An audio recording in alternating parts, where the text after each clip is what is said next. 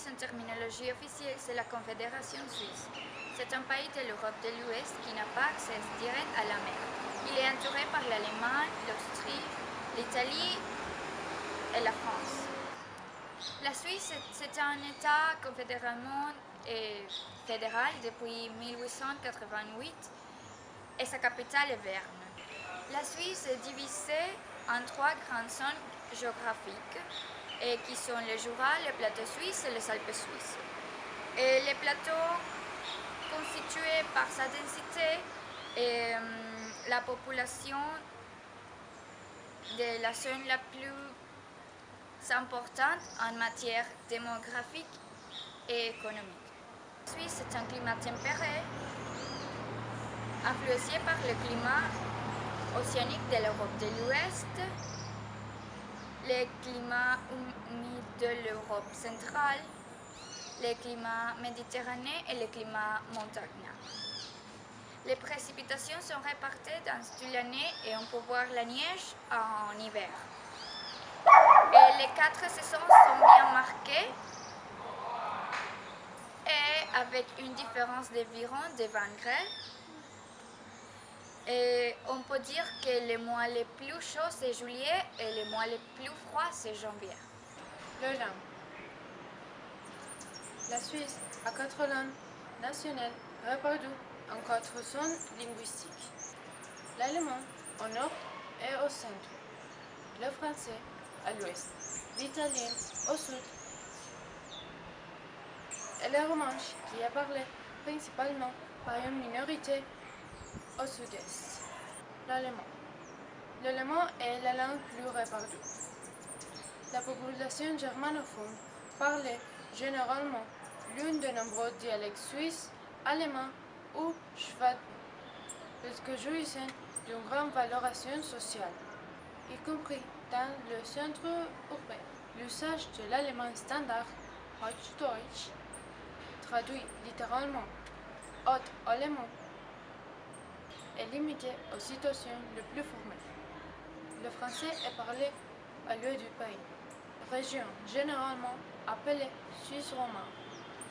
4 cantons sont unilingues et 3 sont bilingues allemand-français. La quasi-totalité de la romande était de langue franco-provençale, mais presque tous les dialectes se sont étayés au cours du XXe siècle.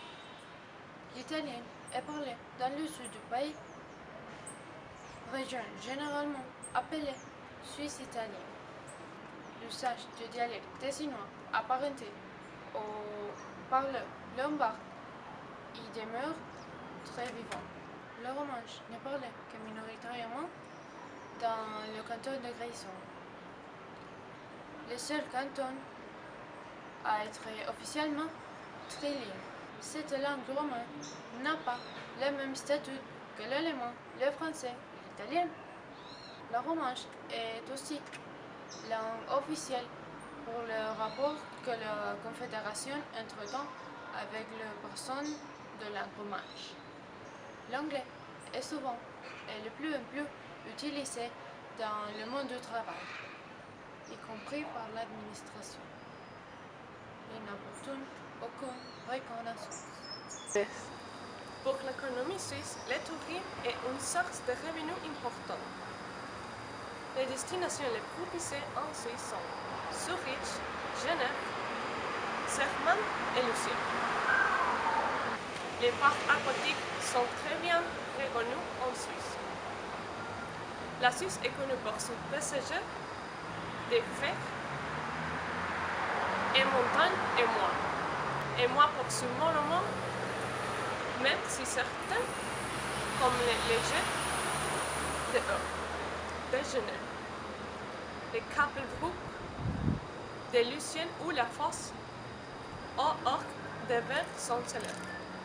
La typologie des lieux touristiques comprend entre autres les stations de montagne pour les alpinistes et les randonnées en été, pour le ski en hiver, ainsi que les stations en bord des lacs pour les activités aquatiques.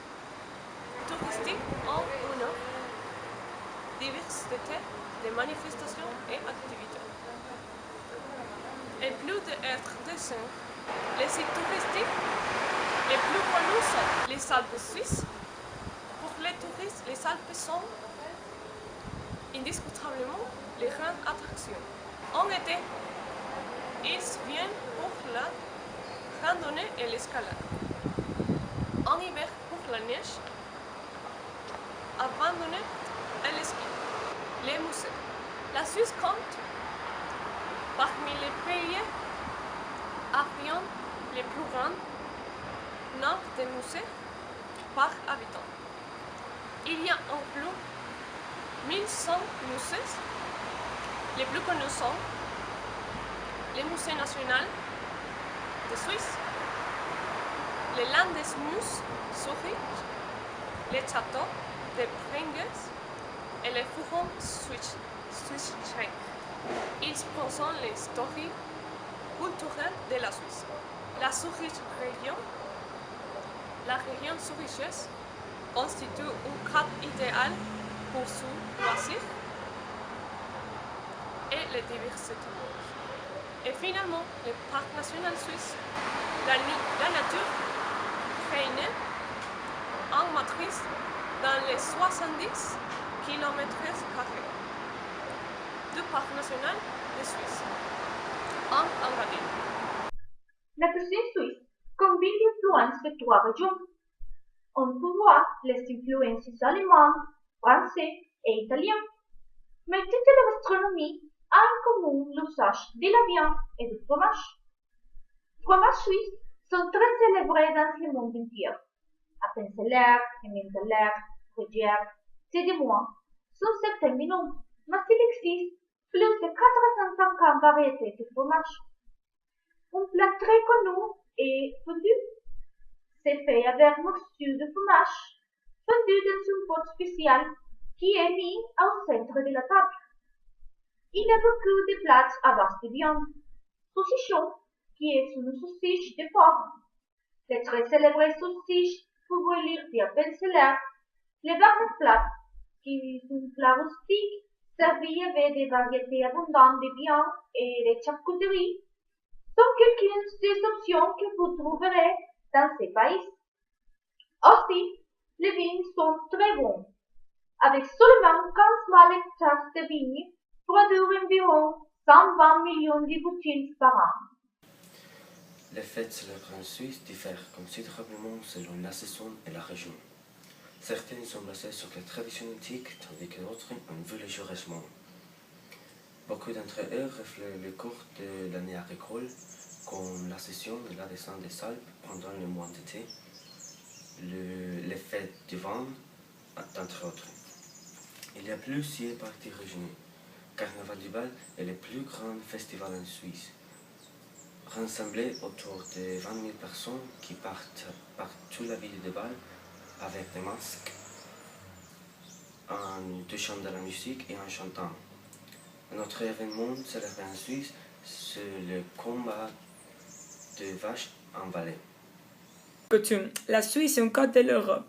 Il n'est donc pas surprenant que les coutumes ne sont pas tout à fait différentes d'autres pays. Cependant, il y a toujours quelques particularités. Alors, la salutation officielle est toujours la peignée des mains classique. La salutation interamis est un peu particulière. Il s'est composé de 3 buzzers sur la joue. Cette situation est commune et particulière du code français et moins sur l'allemand. Il y a 2 choses qui dérangent les Suisses. La première est de ne pas jeter de ordures dans les poubelles de recyclage des sacs. La deuxième est le retard arrivé de 1 minute de retard est grave.